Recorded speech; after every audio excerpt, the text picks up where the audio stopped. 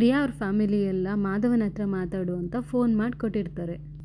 ಪ್ರಿಯಾ ಏನು ಮಾತಾಡಲಿ ಅಂತ ಕೇಳ್ತಾ ಇರ್ತಾಳೆ. ಅದಕ್ಕೆ ಪ್ರಿಯಾ ಮನೆಯವರೆಲ್ಲ ನೀವು ತುಂಬ ಮುದ್ದಾಗಿದ್ದೀರಾ ಅಂತ ಹೇಳು ಅಂತ ಹೇಳ್ಕೊಡ್ತಾರೆ. ಅದನ್ನೇ ಪ್ರಿಯಾ ಮಾಧವನ್ ಫೋನ್ ಮಾಡಿ ಹೇಳ್ಬೇಕು ಅಂತ ಫೋನ್ ಮಾಡ್ತಾಳೆ. ಆದರೆ ಫೋನ್ನ ರಕ್ಷಾ ರಿಸೀವ್ ಮಾಡಿ ನಂದನ್ ಮುಂದೆ ಲೌಡ್ ಸ್ಪೀಕರ್ ಹಾಕಿ ಇಡ್ತಾಳೆ. ಪ್ರಿಯಾ ನೀವು ತುಂಬ ಮುದ್ದಾಗಿದ್ದೀರಾ ಅಂತ ಹೇಳಿದ ತಕ್ಷಣ ಮನೆಯವರೆಲ್ಲ ಫುಲ್ ಶಾಕ್ ಆಗಿ ನೋಡ್ತಿರ್ತಾರೆ. ಆಗ ಮಾಧವ ಅಯ್ಯೋ ಪ್ರಿಯಾ ಅವ್ರು ಫೋನ್ ಮಾಡಿದಾರಾ ಅಂತ ಅಡುಗೆ ಮನೆಯಿಂದ ಓಡ್ಕೊಂಡು ಬರ್ತಾನೆ. ಫೋನ್ನ ಕಿತ್ಕೊಳ್ಳೋಕೆ ಹೋದಾಗ ಕೇಶವ ನಾನು ಫೋನ್ ಕೊಡೋಲ್ಲ ಅಂತ ಲೌಡ್ ಸ್ಪೀಕರ್ ಇಟ್ಟು ಇದರಲ್ಲೇ ಮಾತಾಡು ಅಂತ ಮನೆಯವ್ರ ಮುಂದೆ ಎಲ್ಲ ಲೌಡ್ ಸ್ಪೀಕರ್ ಹಾಕಿ ಇಡ್ತಾನೆ. ಆಗ ಮಾಧವ ಹಲೋ ಅಂತ ಹೇಳಿದಾಗ ಹಲೋ ಯಾರು ಮಾತಾಡ್ತಿರೋದು ಅಂತ ಕೇಳ್ತಾಳೆ ಪ್ರಿಯಾ. ಆಗ ಮಾಧವ ನಾನು ಅಂತ ಹೇಳಿದಾಗ ಮುಂಚೆ ಯಾರು ಮಾತಾಡಿದ್ದು ಅಂತ ಕೇಳ್ತಾಳೆ ಪ್ರಿಯಾ. ಆವಾಗ ನಮ್ಮಪ್ಪ ಅಂತ ಹೇಳ್ತಾರೆ. ನಂತರ ಅವರಿಬ್ಬರು ಊಟ ಏನು ಅಂತ ಮಾತಾಡ್ತಾ ಇರ್ತಾರೆ. ಅದಕ್ಕೆ ಪ್ರಿಯಾ ಮನೆಯವರೆಲ್ಲ ಏನು ಬರೀ ಊಟದ ಬಗ್ಗೆ ಮಾತಾಡ್ತೀರಾ, ಬೇರೆ ಏನಾದರೂ ಮಾತಾಡಿ ಅಂತ ಹೇಳಿದ್ದು ಅಂತಾರೆ. ಆಗ ಪ್ರಿಯಾ ಏನಂತ ಮಾತಾಡಬೇಕು ಅಂತ ಕೇಳಿದಾಗ ಪರಮೇಶ್ವರ್ ಫ್ಯಾಮಿಲಿ ಎಲ್ಲ ಶಾಕ್ ಆಗಿ ನೋಡ್ತಿರ್ತಾರೆ. ಅದಕ್ಕೆ ಪರಮೇಶ್ವರ್ ಅವರು ನಮ್ಮ ಮಗಳನ್ನ ಹೊರಗಡೆ ಪ್ರಪಂಚನೇ ನೋಡದೇ ಇರೋಂಗೆ ಬೆಳೆಸ್ಬಿಟ್ಟಿದ್ದೀವ ಅಂತ ಅನ್ಕೋತಾ ಇರ್ತಾರೆ. ಆಗ ಪರಮೇಶ್ವರ್ ಫ್ಯಾಮಿಲಿಯವರೆಲ್ಲ ನಾ ಚೆನ್ನಾಗಿದ್ದೀನ ಅಂತ ಕೇಳು ಅಂತ ಪರಮೇಶ್ವರ್ ಹೆಂಡತಿ ಹೇಳ್ತಾರೆ. ಅದಕ್ಕೆ ಪ್ರಿಯಾ ಮಾಧವನ ಹತ್ರ ನಮ್ಮಮ್ಮ ಚೆನ್ನಾಗಿದ್ದಾರಾ ಅಂತ ಕೇಳ್ತಾಳೆ. ಅದಕ್ಕೆ ಮಾಧವನ್ ಫ್ಯಾಮಿಲಿಯವರೆಲ್ಲ ಶಾಕ್ ಆಗ್ತಾರೆ.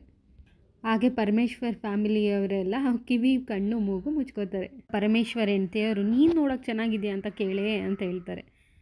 ಅದಕ್ಕೆ ಮಾಧವ ನಾನು ಆಮೇಲೆ ಹಿಂದೆ ಹೇಳಲ್ಲ ಅಂತ ಹೇಳ್ತಾನೆ.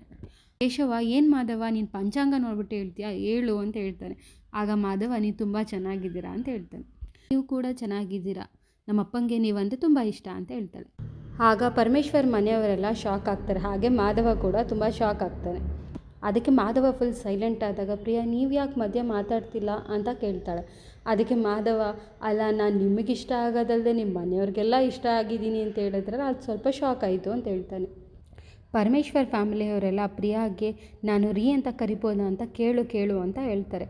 ಆಗ ಪ್ರಿಯಾ ಮಾಧವನ್ಗೆ ನಾನು ರೀ ಅಂತ ಕರಿಬೋದಾ ನಿಮ್ಮನ್ನು ಅಂತ ಹೇಳ್ತಾಳೆ. ಆಗ ನಂದನ್ ಫ್ಯಾಮಿಲಿಯವರೆಲ್ಲ ಫುಲ್ ಶಾಕ್ ಆಗಿ ನೋಡ್ತಿರ್ತಾರೆ.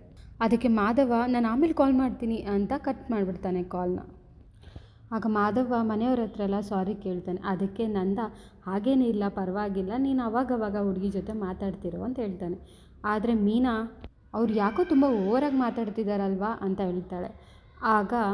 ಆಗ ಗಿರಿಜಾ ಇನ್ನೇನು ನಿಮ್ಮ ಥರ ಹೆಸರಿಟ್ಟು ಕರಿಬೇಕಾ, ಅವಳಾದರೂ ಪ್ರೀತಿಯಿಂದ ರೀ ಅಂತ ಹೇಳ್ತೀನಿ ಅಂತ ಹೇಳಿದ್ರು, ನೀವಾದರೂ ಹೋಗಿ ಬನ್ನಿ ಏ ಕೇಶವ ಅದು ಇದು ಅಂತ ಹೇಳ್ತೀರಾ ಅಂತ ರೇಗಿಸ್ತಾ ಇರ್ತಾಳೆ. ಆಗ ಕೇಶವ ನಕ್ಕಿದ್ದಕ್ಕೆ ಮೀನಾ ಫುಲ್ ಕೋಪ ಮಾಡ್ಕೋತಾಳೆ. ಅದಕ್ಕೆ ರೂಮಲ್ಲಿ ಮೀನಾ ಕೇಶವನ ರೀ ರೀ ರೀ ಅಂತ ರೇಗಿಸ್ತಾ ಇರ್ತಾಳೆ. ಅದಕ್ಕೆ ಕೇಶವ ಯಾಕೆ ಹಿಂಗೆ ಕರಿತಿದ್ಯಾ ಈಗ ಏನಾಯಿತು ಅಂತ ಹೇಳಿದಾಗ ನೀವೇ ತಾನೇ ನಕ್ಕಿದ್ದು.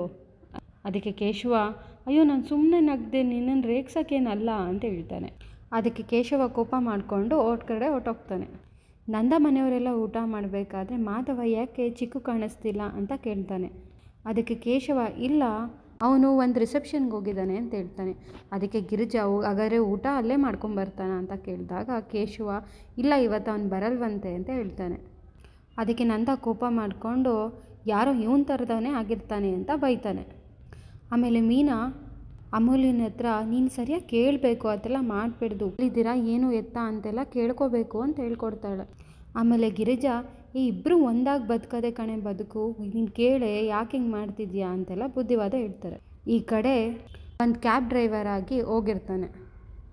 ಇತ್ತ ಗಿರಿಜಾ ಬಂದು ತುಂಬ ಟೆನ್ಷನ್ ಆಗಿರ್ತಾಳೆ, ಯಾಕೆ ಇನ್ನೂ ಬಂದಿಲ್ಲ ಮನೆಗೆ ಅಂತ.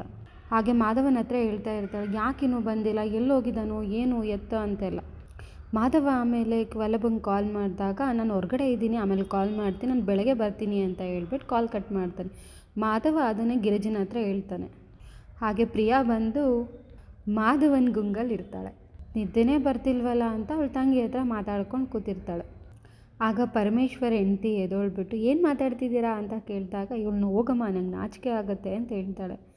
ಅದಕ್ಕೆ ಅವಳು ಹಾಗೇನಿಲ್ಲ ನನ್ನ ಹತ್ರ ತಾನೇ, ನನಗೂ ನಿಮ್ಮ ಬಿಟ್ಟರೆ ಯಾರಿದ್ದಾರೆ, ನಿಮ್ಮಪ್ಪ ಬಿಸ್ನೆಸ್ ಮಾಡ್ತೀನಿ ಅಂತ ಸಾಲ ತಂದು ಹಾಕಿ ತುಂಬ ಲಾಸ್ ಮಾಡಿಕೊಂಡು ನಮ್ಮನ್ನು ಈ ಪರಿಸ್ಥಿತಿಗೆ ತಂದುಬಿಟ್ರು, ಅದಕ್ಕೆ ಈಗ ಸುಳ್ಳು ಹೇಳಿ ಬದುಕ್ತಾ ಇದ್ದೀವಿ ಅಂತ ಹೇಳ್ತಾಳೆ. ಅದಕ್ಕೆ ನಮಗೆ ನೀವುಗಳಾದರೂ ಒಳ್ಳೆ ಕುಟುಂಬಕ್ಕೆ ಹೋಗಿ ಆರಾಮಾಗಿ ಬದುಕಲಿ ಅನ್ನೋ ಆಸೆ ಅಷ್ಟೇ ಅಂತಾಳೆ. ಇತ್ತ ಅಮೂಲ್ಯ ವಲ್ಲಭಂಗೆ ಕಾಲ್ ಮಾಡಿ ಎಲ್ಲಿದೆಯಾ ನೀನು, ಯಾಕೆ ಇಷ್ಟೊತ್ತಲ್ಲಿ ಹೋಗಿದ್ಯಾ ಅಂತೆಲ್ಲ ಕೇಳ್ತಾಳೆ. ಆಗ ವಲ್ಲಭ ನೀನು ಫೋನ್ ಇಡ್ತೀಯಾ, ನೀನು ಫೋನ್ ಮಾಡಿಲ್ಲ ಅಂದರೆ ನನಗೆ ಸಾಕು ಅಂತ ಹೇಳ್ಬಿಟ್ಟು ಬೈದ್ಬಿಟ್ಟು ಫೋನ್ ಇಡ್ತಾನೆ.